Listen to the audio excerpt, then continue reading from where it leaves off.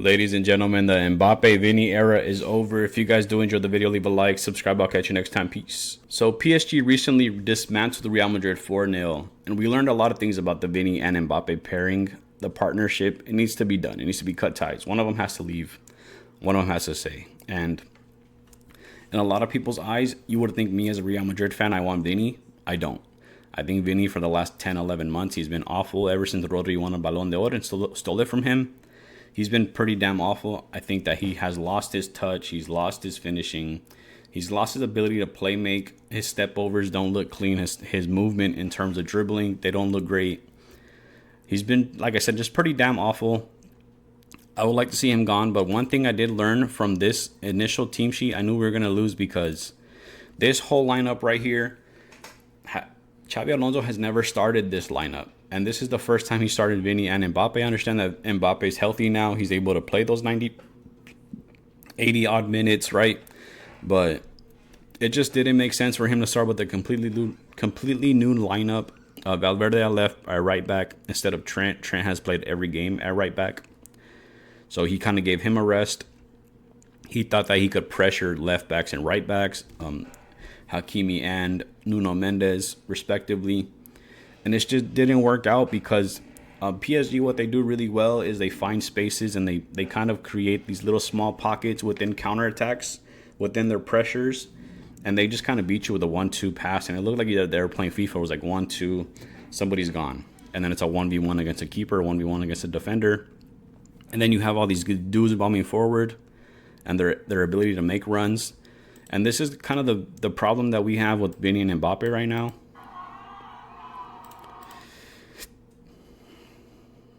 So it's a corner kick, and Vini has the ball. He kind of is pressured by Dembele, which Dembele does really well. Tries to find the pass at the top of the box. It's really lazy. It's really soft.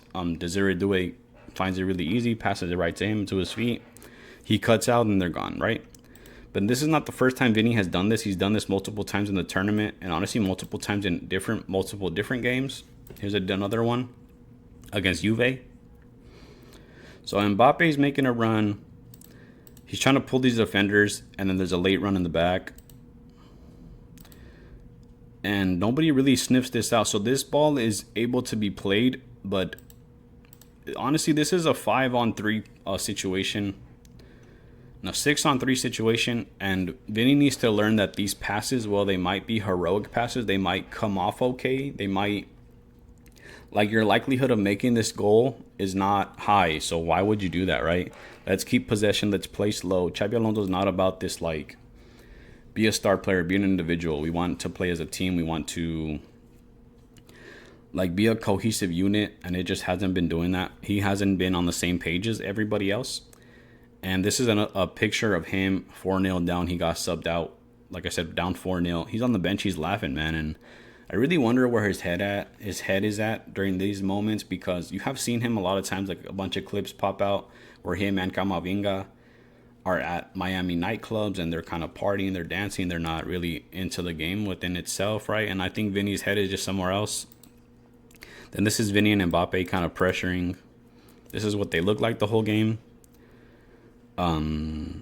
Yeah, they're just standing around. They're waiting for the ball. It looks a lot like if you ever watch a Messi game. Messi, like, obviously he's one of the greatest players of all time, but he doesn't really run too much. He doesn't really pressure too much. He's obviously kicking it back. He plays in the MLS, so he doesn't have to do much. But it's really interesting to watch these guys in a semifinal, big game against the UEFA League or UEFA Champions League winners. You want to show out, right? You want to beat these teams. You want to beat the best teams, respectively. So it's really sad to watch.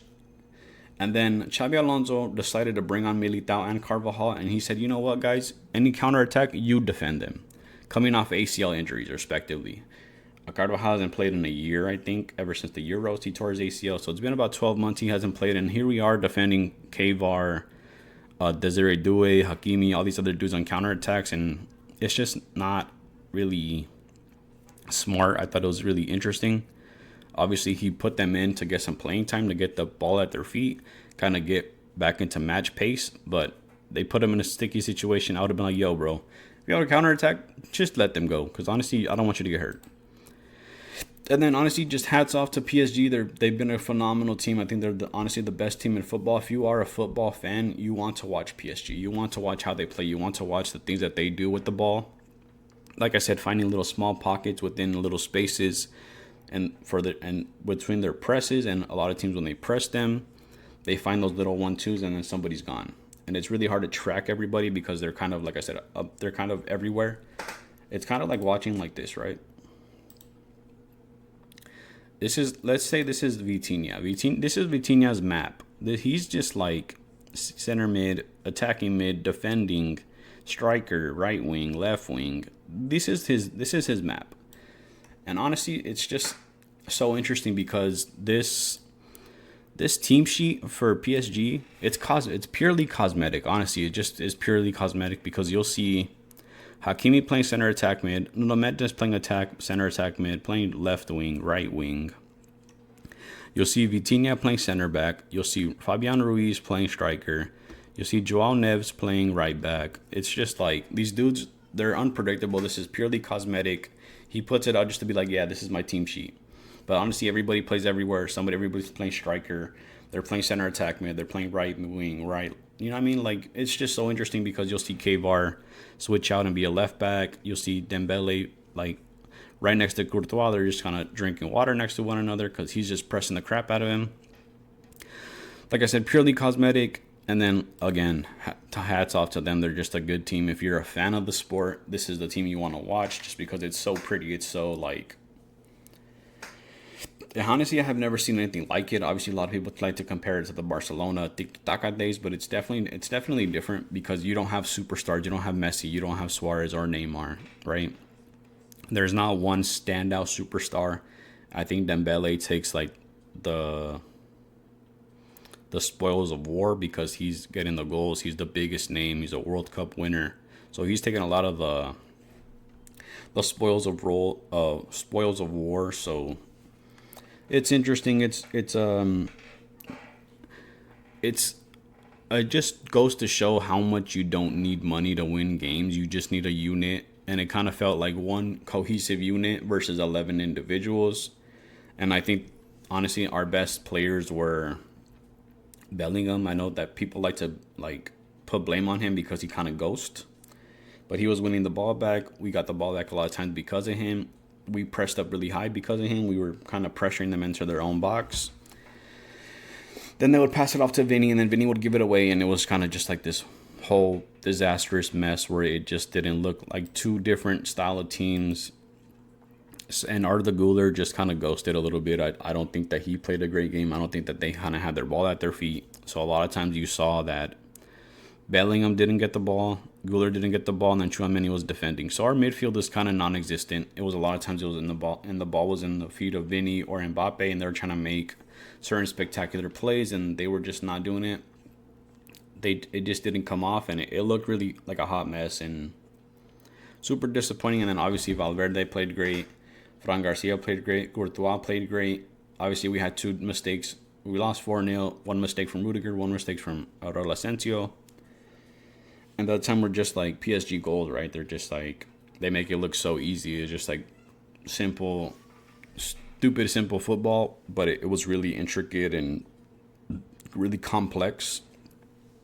So like I said, I'm pretty disappointed. I think Vini, honestly, I know people would be like, Vini and Mbappe don't work out within one another. They can't coexist within one another. And I know that there's rumors that Rodrigo's on his way out. But honestly, if it was up to me, I know that I'm a Real Madrid fan. Obviously, the flag behind me. You guys would think that I would want Vini to stay. I don't want to see Vini ever put this jersey back on. I think his head is gone. He's lost all his ability. He's lost everything. He's lost his touch. He's lost his step overs. He's lost his ability to win a one-on-one. I think he's tired of being the second man, and Mbappe came in, and he is the first man. He is the superstar. He is that guy. And if Vini isn't, I don't think if Vini could ever be that guy. I think he needs to go reinvent himself, go somewhere else. I think this team will work really well with just Mbappe. I think Mbappe needs to have that switch turned on where he's like, hey, dude, you want to win? Be a winner, right? Defend. Pressure. Talent can only get you so far, and then comes hard work. And if you're going to base yourself solely on talent, you're not going to win. And this is a very talented team. They're just not a very hardworking team. You have hardworking players, but you don't have a whole hardworking team. So Valverde works really hard. Courtois works really hard. Fran Garcia is working really hard. Tchouaméni obviously works really hard. Gonzalo Garcia worked really hard. That's why these players had man of the matches, because they're working hard within the unit. And Vini and Mbappe have kind of been ghosted. But I mean, those are my thoughts. Those are my opinions. Real Madrid suck right now. I'm going to give Xabi Alonso his time. He needs this time. He just only played, 4 or 5 games, and it's not fair to him. He has to figure out what to do with these superstars. I think that he is the type of dude to bench players. He is going to bench Vini. He will bench Mbappe when need be. But that's it for today's video. If you guys did enjoy, please leave a like, subscribe. I'll catch you next time. Peace.